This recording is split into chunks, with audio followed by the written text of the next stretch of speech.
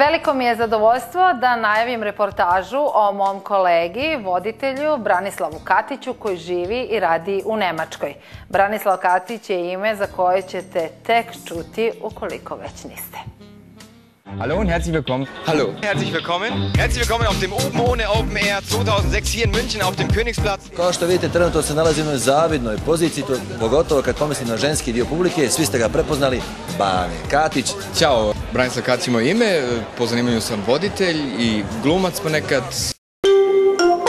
1.18.18. Was kann ich für Sie tun?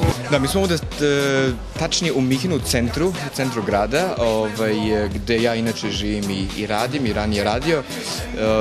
Da, jedan kafić, u stvari jedan od retkih kafića gde možeš da se zapali cigara. Ja, ich bin Branislav Katić und ich sorge dafür, dass Sie zu Hause das spannende, interessante Programm von Premiere bekommen. Ja, cool, Captain Brani. Hey, dann mach mal Butter bei die Schiffe. Doch bevor wir jetzt mit unserem Winterprogramm loslegen, zeigen wir euch eine Dokumentation, bei der die Atmosphäre alles andere als eisig war. Ti si jedan od rijetkih ljudi, da ne kažem sad jedini, ali od rijetkih ljudi koji su uspjeli u tim vodama. Znači ti si moderator, čak si glumac, bavio se novinarstvom, televizija. Kako si došao na tu ideju? Kako si pokušao i kako si uspio? Pa ovako, ja sam ležao u krevetu i sanjao sam da... Ma jok.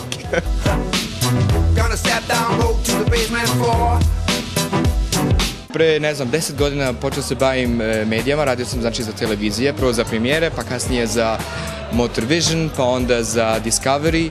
Pre toga sam radio kao vodič ovdje u Bavaria Film Studios, znači vodio sam ljude kroz areal gde se snimaju filmove i serije i tako njima priča, evo ovdje se snimaju taj film, ovdje taj, i onda sam primetio da sam uspeo da im privučem pažnju na to šta pričam i kako pričam, i onda sam se zaposlio u televiziji, najnormalnije kao zende koordinatora, i onda sam vidio kako ljudi vode nešto i rekao mogu ja to možda, pa sam napravio jedan mali snimak o sebi, pa su rekli dobro je, ali popravi još to i to, i onda sam ja radio na tom i onda je sve to išlo korak po korak.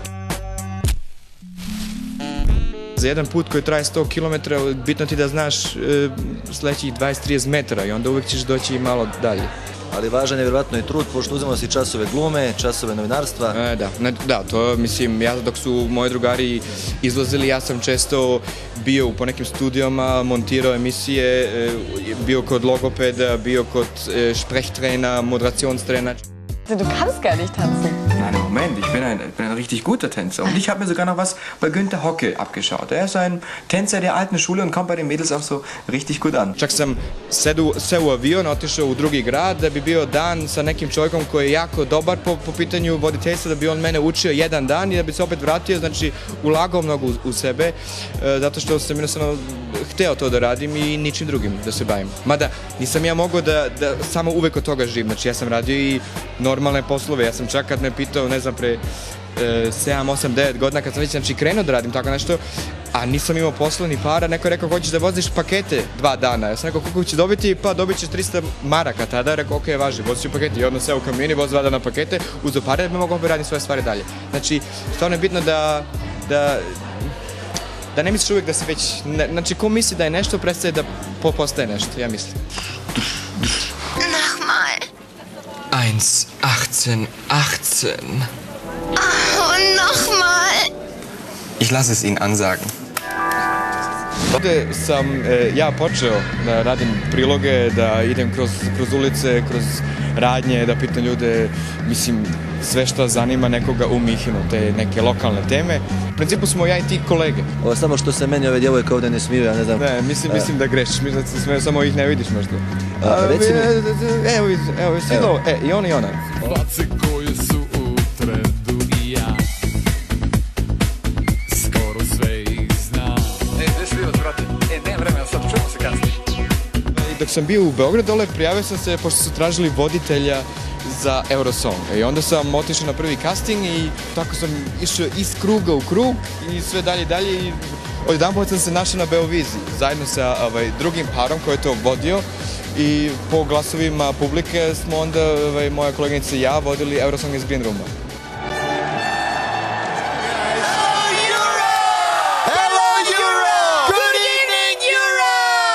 When you see last, you know it's time for a quick report from a green room.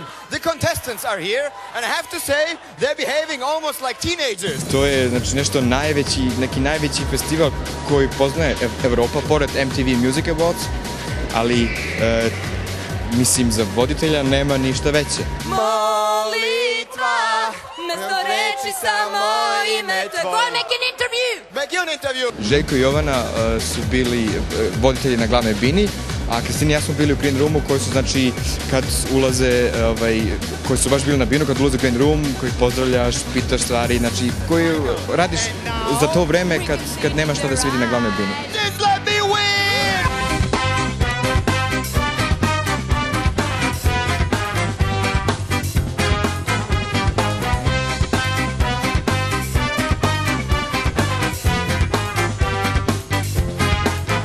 Šta radiš trenutno? Na čemu radiš? U Nemačkoj ili u Srbiji ili uglavnom? Recimo i tamo i vamo. Pa ovako, snimio sam jednu emisiju, jednog pilota koji je trenutno u montaži i koji će onda ponuditi televizijama dole.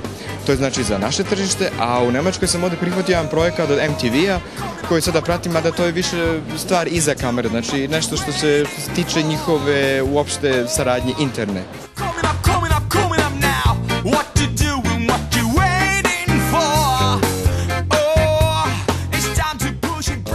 Hvala ti što si nam malo pokazao grad i dopustio da te bolje upoznamo. Hvala što ste bili tu. Imaš li neke završne riječi za naše gledalce i posebno gledateljke?